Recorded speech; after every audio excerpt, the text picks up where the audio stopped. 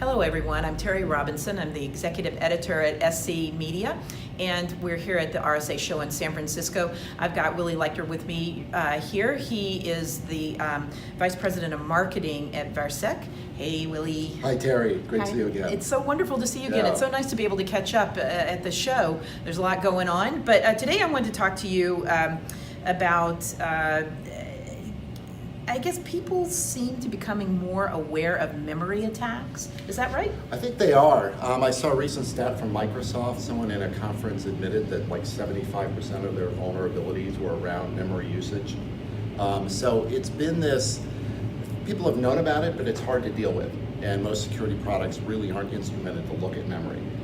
But the attackers are taking advantage of that. Why is it so hard to deal with? So the biggest challenge, I think, is technical and kind of a mindset. Most products, security products, focus on pre-execution, what's happening before, lots of good technology, and some of them focus on post-execution, what happened, the forensics, the breadcrumbs, etc. But it's always been viewed as the actual execution being too fast to do anything. But that's where we live. We actually are instrumented with applications to look at what the application is actually doing, as opposed to what bad stuff is coming in. Kind of a different mindset. People say we're ensuring good instead of chasing bad. Ensuring good instead of chasing bad. That's good.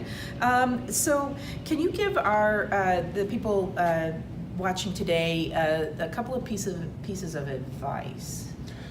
Sure. I think first of all, you have to take these fileless threats seriously, and a demand of your security vendor is that they are not just using the same techniques to catch fileless threats. Fileless threats are so insidious because they are not delivering known malware. They're taking advantage of processes, scripts, PowerShells, memory like I was talking about. They're manipulating very subtle things around the perimeter or around the environment of the application to make it do bad things, to make it go off the rails.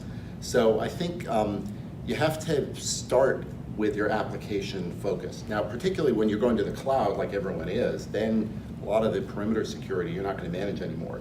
But you still have to own the application, and that's really your crown jewel. So, application-centric security. Okay. And before I let you go, is there anyone or any kind of organization that is more vulnerable?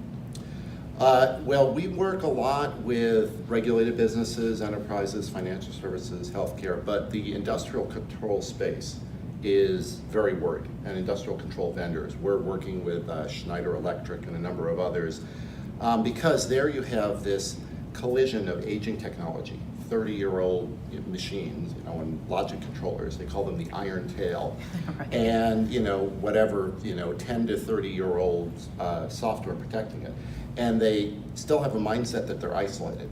But there's all this digital convergence and connectedness now. You can't be connected and isolated, and there's a big hole there. We were talking last night that there's no such thing as air-gapped. There really isn't. Yeah, air gap is a myth, and yet there's lots of people who still have that mentality that that's going to be their security. Okay. Great. Well, thank you again for joining us here today, and thank you all for tuning in.